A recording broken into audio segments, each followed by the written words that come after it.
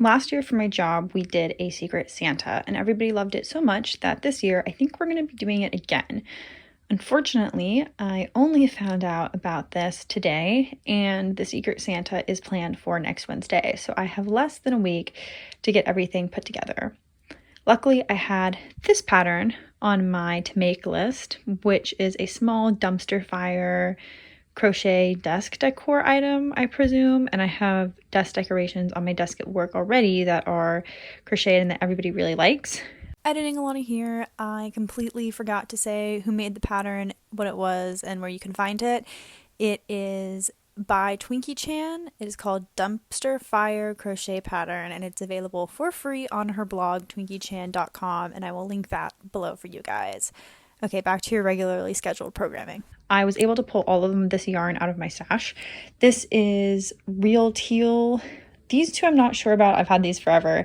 This one's bright yellow and this one's black, and all of them are red heart yarn. The pattern calls for a 4mm crochet hook, so that is what I will be using, and then some safety eyes. I just got these off of Amazon for real cheap. I'm hoping this pattern can be put together fairly quickly.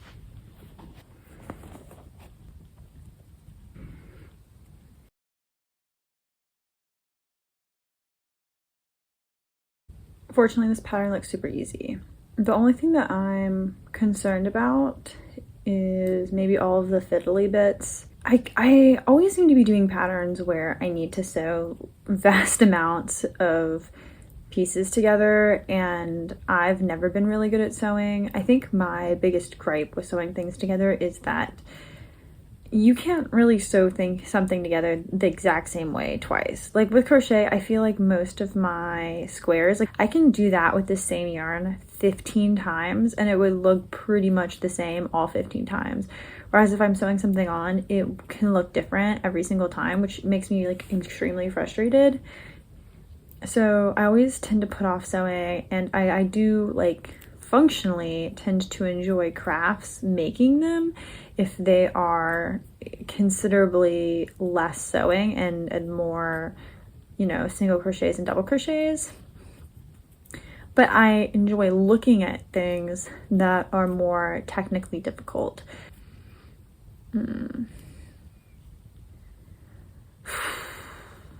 Okay, so I don't know if I'm a big fan of using a 4mm hook for this. I am just seeing like a lot of holes in the work.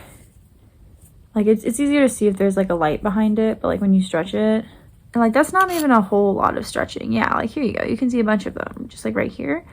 And when you see holes like that, that means when you stuff it, you're gonna see the stuffing through it. So I'm gonna go ahead and try a 5mm hook and see if that fixes it. 3mm hook. Let's try this again.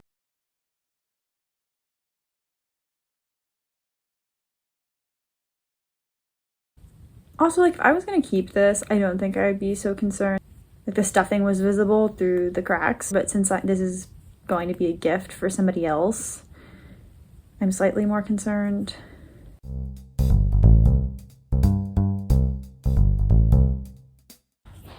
Okay, so this is with a 3mm hook. I'm like still seeing some holes. I don't know. Okay, we're gonna try with the 3mm. I don't know if you can see that 3mm hook. Let's try this again.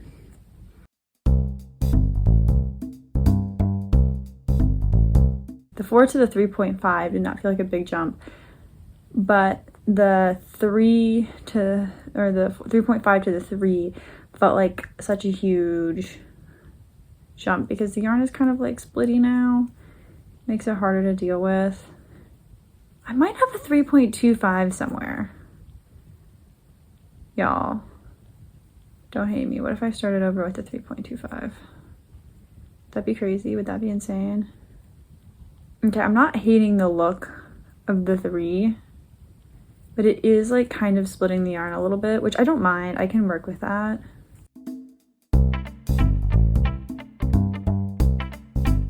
mean, I guess there's like still holes, but it's way less obvious and you have to stretch it a lot more to see them. Okay, I think I'm just gonna keep this size, even though it's really tiny.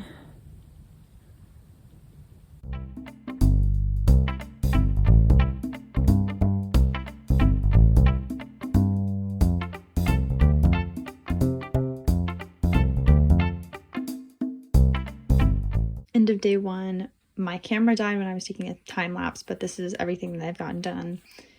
We have two sides here for the dumpster. We have the top, the front, and the bottom, I think, not necessarily in that order. And then we also have the handles on the side of the dumpster. So like, I guess if you were lifting it up like a child's juice box, they'd have the little flaps, I guess.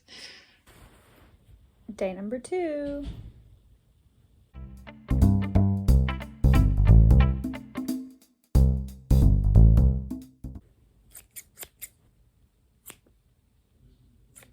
This particular piece is really confusing to me, like as why we constructed it the way we did.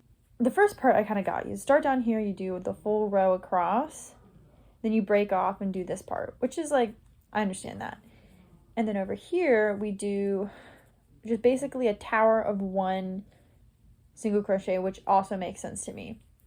Then you get up here to this part and you do a chain of 6, single crochet all the way back, and then you're supposed to take a tapestry needle and join this bit and this bit, which I can do because I left a tail for sewing.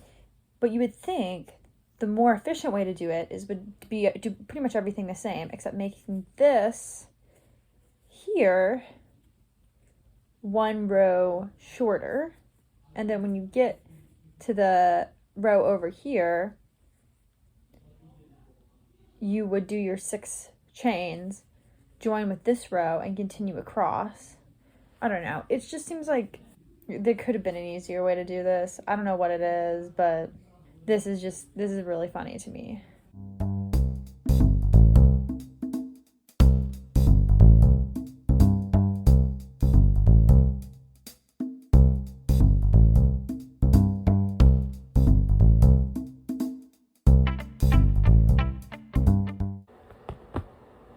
So one of my beige flags is I will absolutely 100% every time leave finishing a project, sewing everything together to the very last second. And I'm trying to get ahead of that. I'm going to try and stop the procrastination. So I'm going to try and assemble this little dumpster right now. I don't have the flames, but I'm going to try and like assemble all of these pieces right now. So hopefully this will, I don't know, it's not going to speed the process along, but hopefully it will make it less of a mess and help me procrastinate less putting it together later.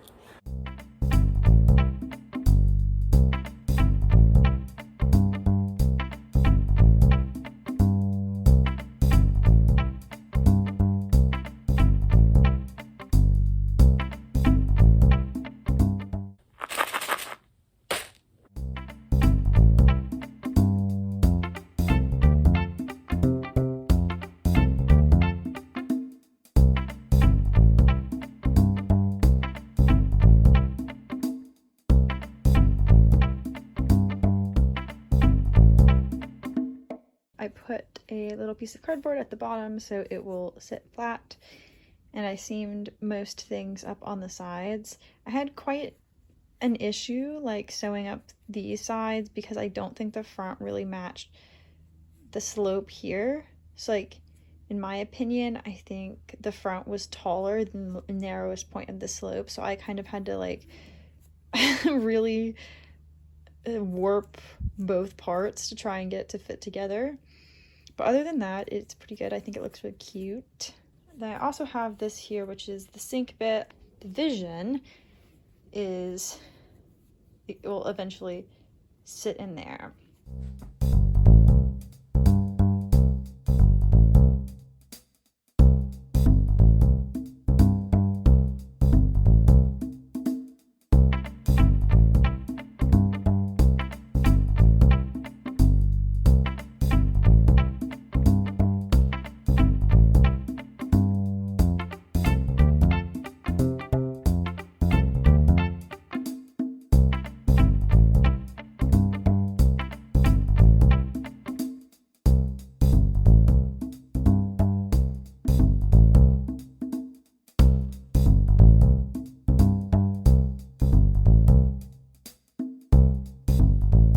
this is the progress at the end of day 3. I wasn't able to get a whole lot done, but I did sew up and finish making all of the parts for the flames.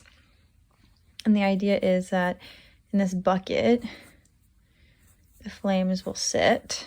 So like they'd be sewn into the bucket and it would look like a little bit like this. And then once it goes in the dumpster, will look like a dumpster a little bit on fire. I was also able to make the 2 hinges, or I guess flaps, for the dumpster. So one for the front bit that's gonna get sewn on and one for the back that's open. And the only thing left to make is the wheels for the bottom. And then once I'm done with that, assembling everything, putting everything together, and then it should be done. I've gotten all 4 corners done, and now it's just stuffing time. I also have some scraps, additionally some more scraps that I'm going to use to stuff it.